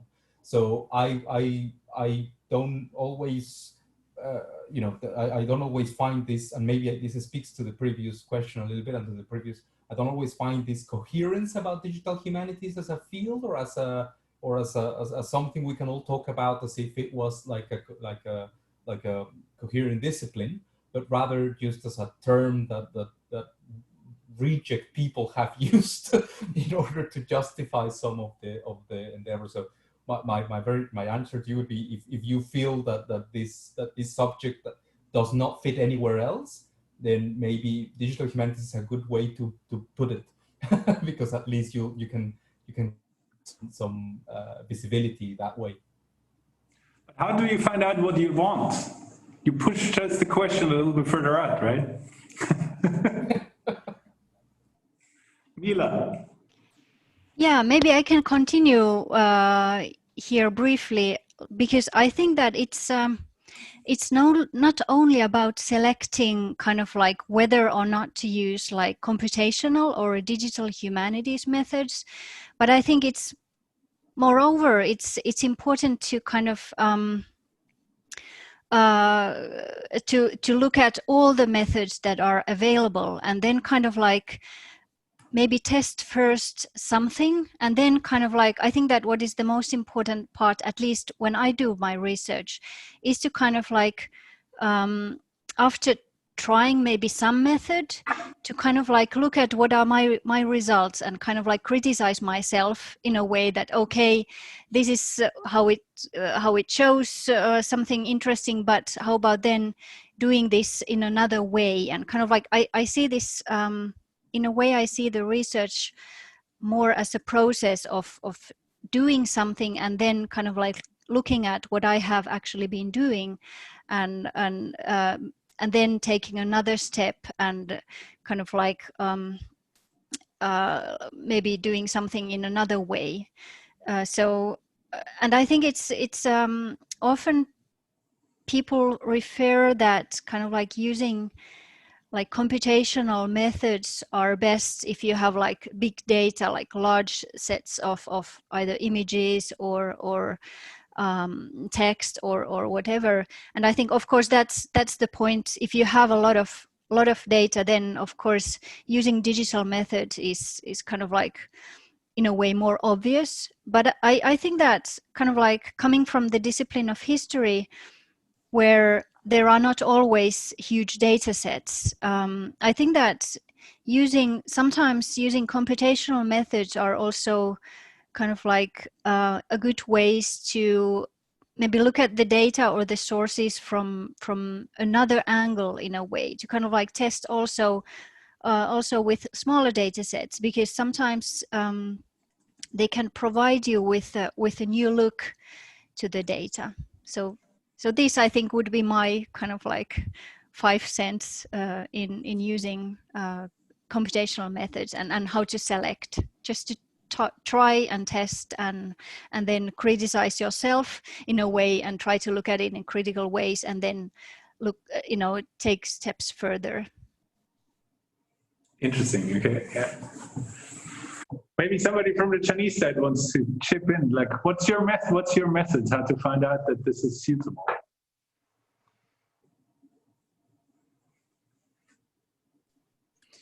To me, I agree with Mila. It's not necessary to use the qualitative analysis or something as a specific methodology.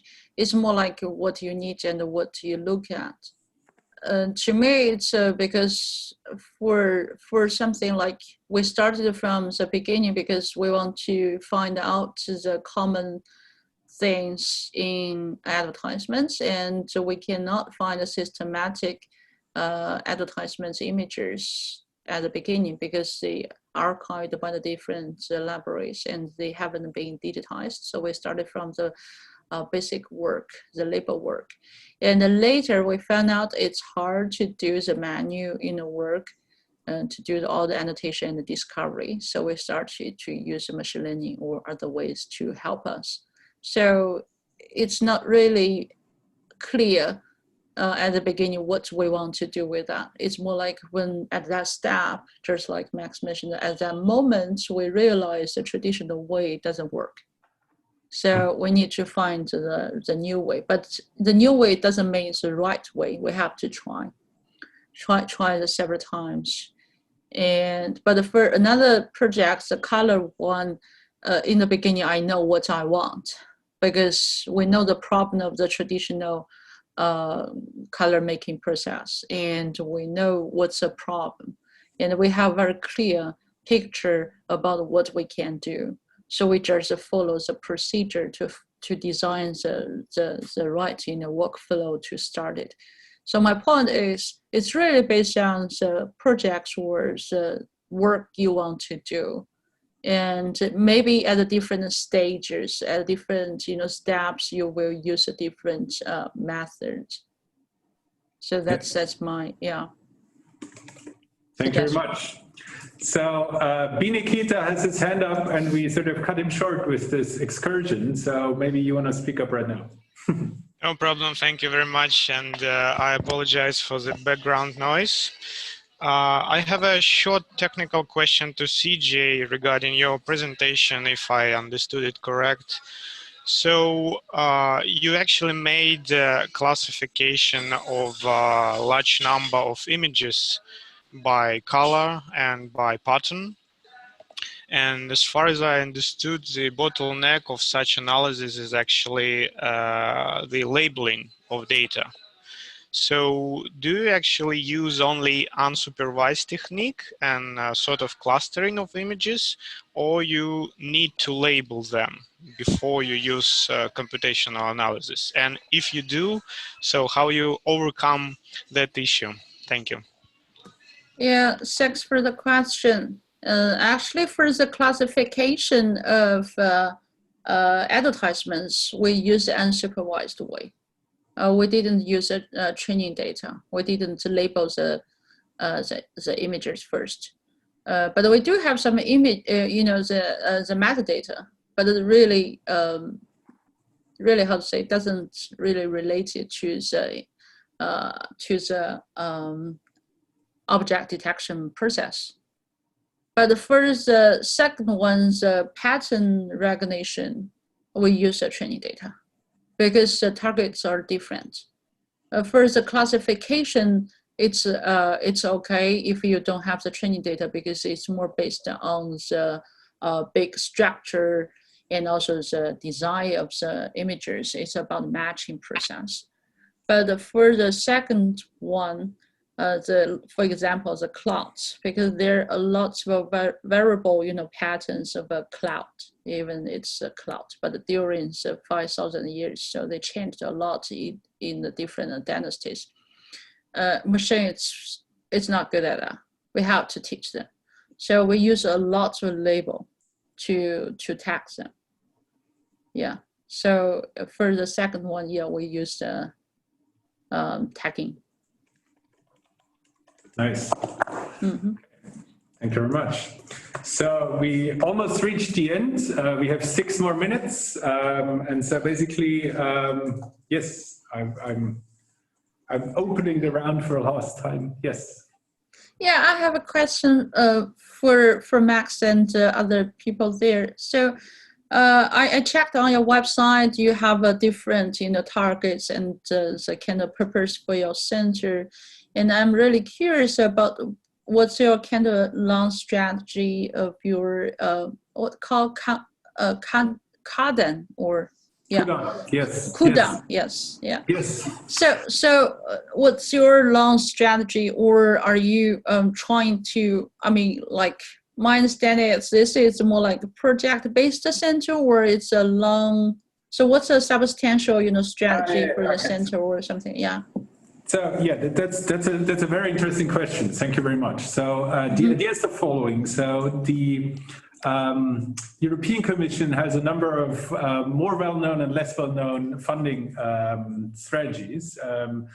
The more well-known entails something that is a little bit like the 20,000 heads in China, where you apply with a particular project as a PI, and then you get funding and you start a group for 5 years or something like that.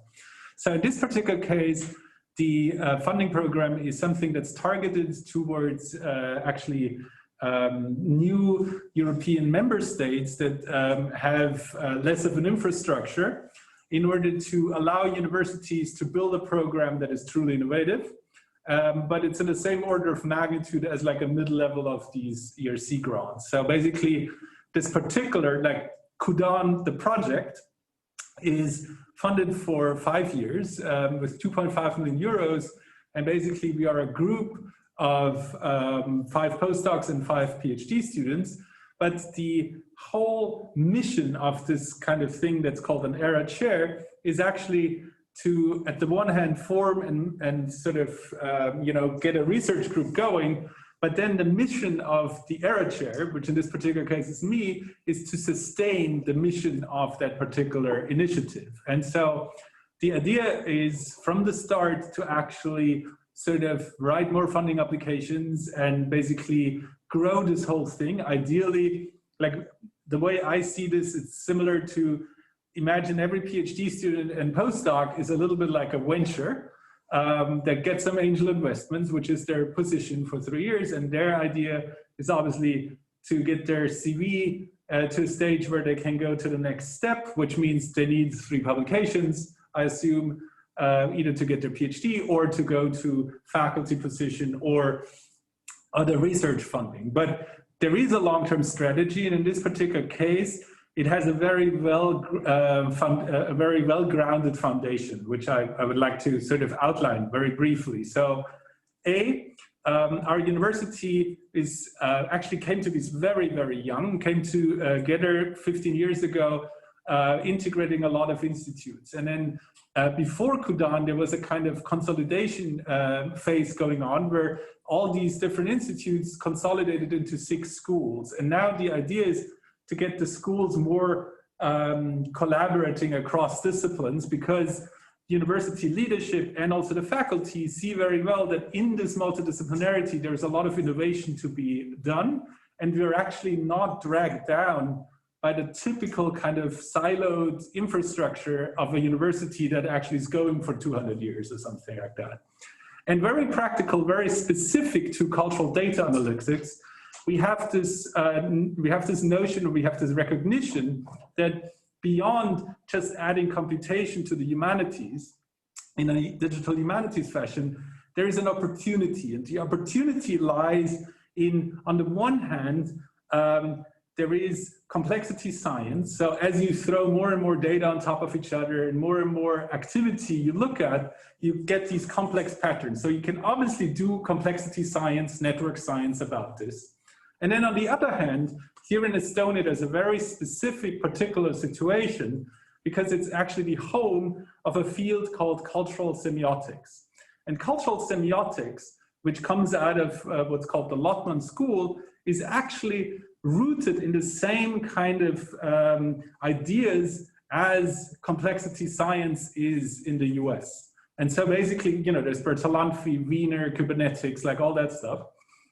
And so there is an interface where qualitative research and quantitative research can actually work together in a really seamless way. And this is something I've never encountered somewhere else, that you know, you have a conversation with humanities professors and with computational professors or quantitative professors, and you're really on the same page.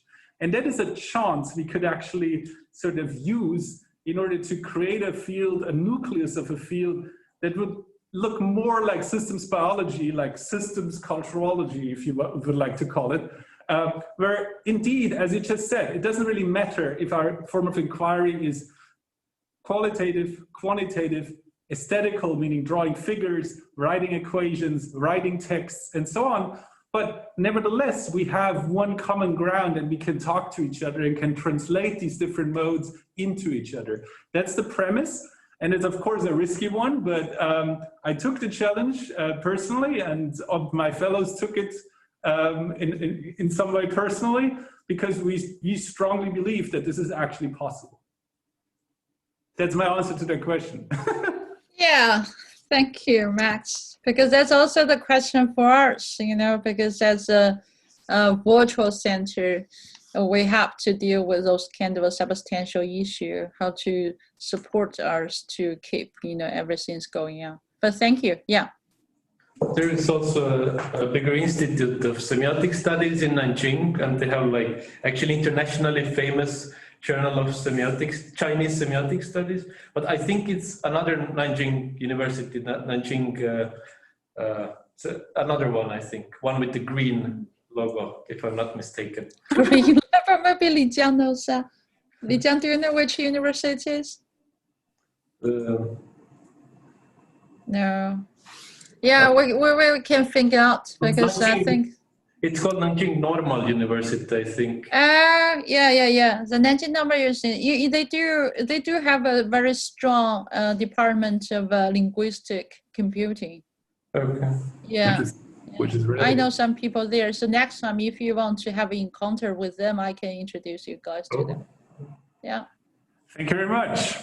So, yeah, thank you. Yeah. Yes, as always, I hope we there is some back chatter and collaboration in the future. And yes, also thank you very much again for the invitation to talk at the Chinese Digital Humanities Conference last week.